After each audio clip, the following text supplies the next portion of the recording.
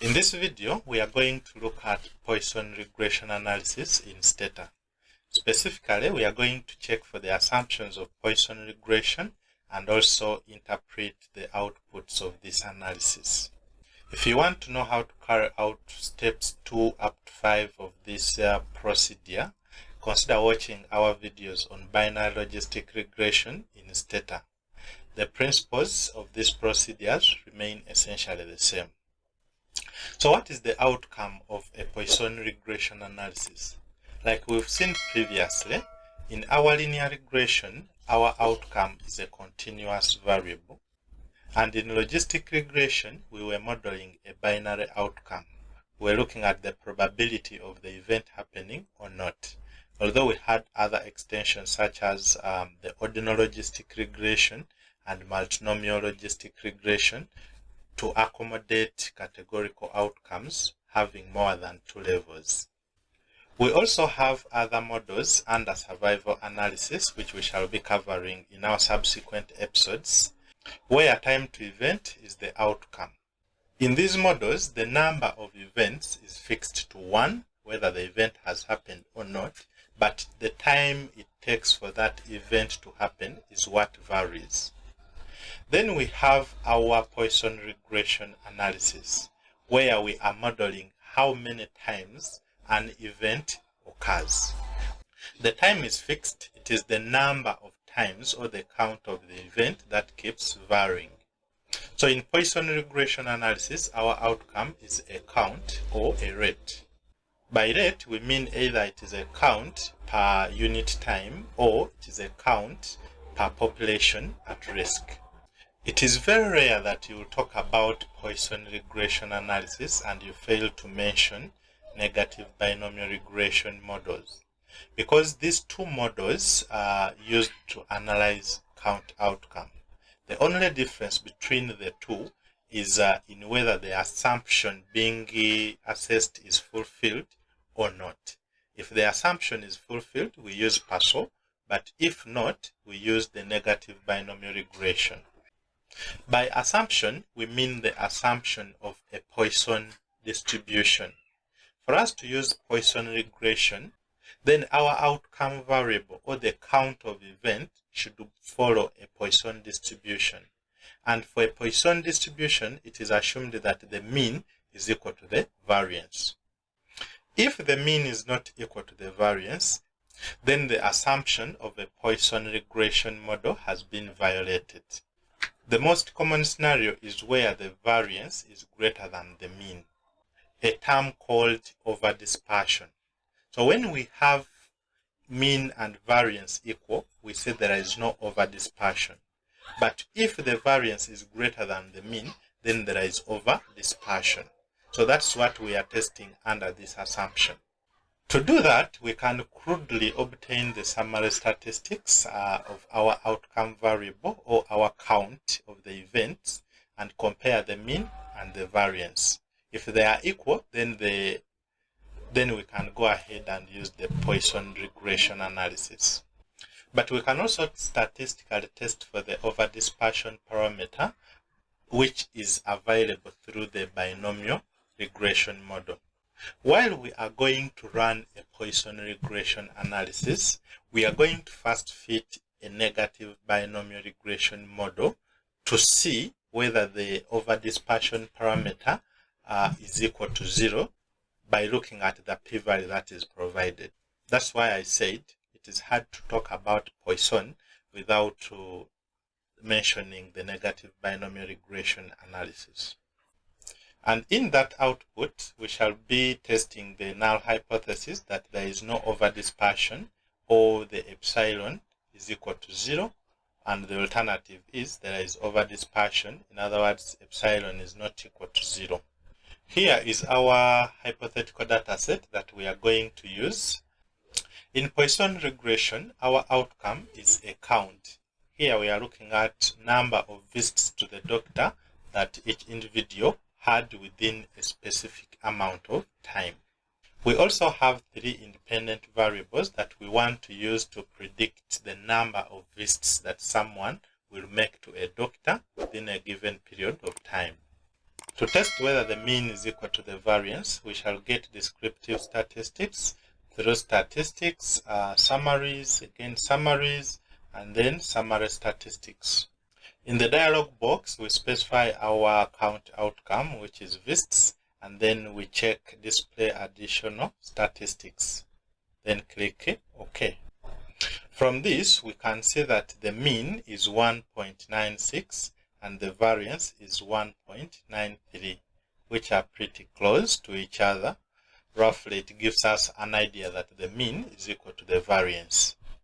But we can also statistically check for the overdispersion, a situation where the variance is greater than the mean, by fitting the negative binomial regression model. To run the negative binomial regression, simply go to statistics, go to count outcomes, and then negative binomial regression. Our dependent variable is number of VISTs, and then our outcome variable is age, gender, and smoking status. Since smoking status and gender are categorical but binary, even if I do not indicate here that they are categorical, the outcomes will be the same.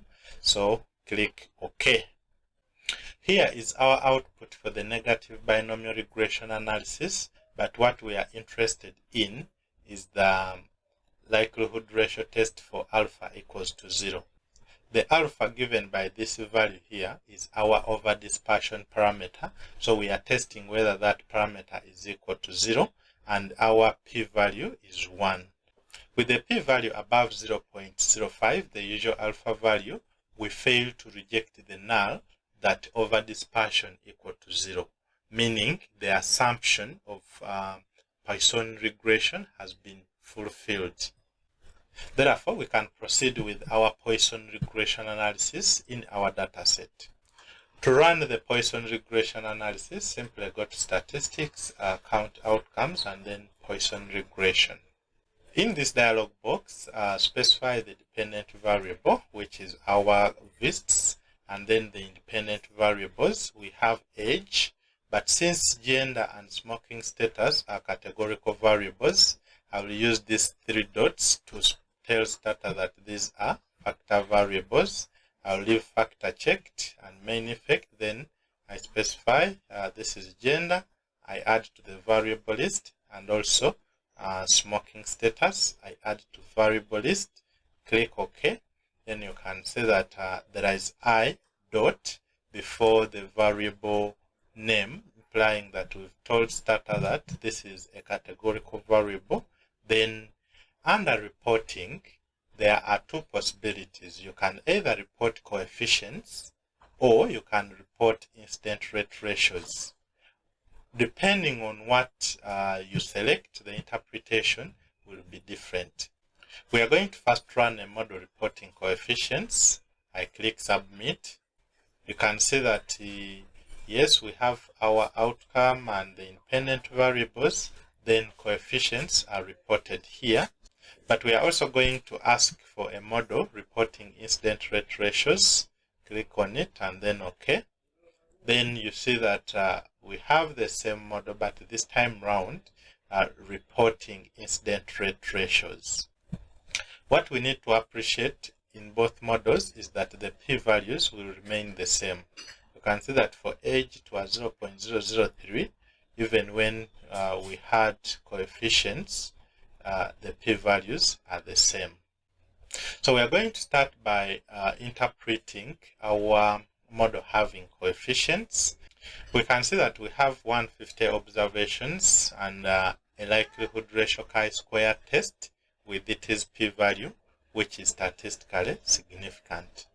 A statistically significant p-value shows that by including our variables into the model, there has been significant improvement in the model fit compared to the null model or the model without any variable.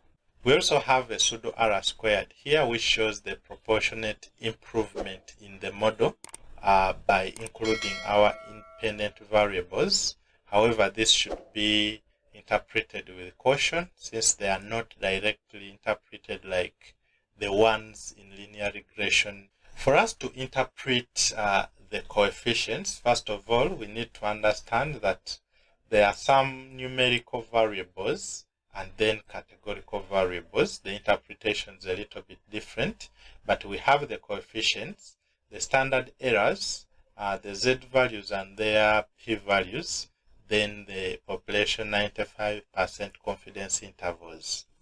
To interpret these coefficients, let us remind ourselves of the formula for the Poisson regression. It is the log of the count that has a linear relationship with the independent variables. So whatever we are interpreting as far as the coefficients are concerned are in terms of the log of the count of the event. So for the constant, this value 0.244, it is the natural log of the expected value of the outcome when all the predictors are equal to 0. Whereas a numerical variable in your model like age, this value 0.011, it is the difference in the natural log of expected value of the outcome for a unit change in that variable when all other predictors are held constant and when there is no interaction between that variable age and other variables in the model. So we expect you to have already checked for interaction, because if there is interaction, the interpretation is completely different. For a categorical variable like gender, we can see that it is statistically significant, 0.042 as the p-value. So this is the difference in the natural log of expected value of outcome when subjects in one category are compared to subjects in another category, when the difference between the codes of the categories is unit and other predictors are held constant, and then that variable does not interact with any other variable in the model. So this is a change in the natural log of our outcome, which is number of visits. So we could simply say it is the change in the natural log of the number of visits someone made to a doctor when males are compared to females, and when the difference in the way males and females are coded is unit. For example, we have 1, 0 or 1, 2. Instead of one category being coded maybe a 1 and another one being coded a 6, the difference between the codings should be unit. And when all the other variables are held constant and there is no interaction. Now let us look at a scenario where we have reported incidence rate ratios in our model. So our constant will be the natural log of risk of the outcome when all the predictors are equal to 0. For a numeric variable like age, this is the difference in the natural log of the risk of outcome for a unit change in that variable when all other variables are held constant and that variable does not interact with any other variable in the model. For a categorical variable like gender, just like we've seen here, the only difference is in the wording, natural log of risk. If you found this video useful, consider liking and subscribing to the channel so that you don't miss out any of our episodes. Next, we shall look at a scenario where the assumption of Poisson regression has been violated, so it means we have to use negative binomial regression analysis. See you in the next episode.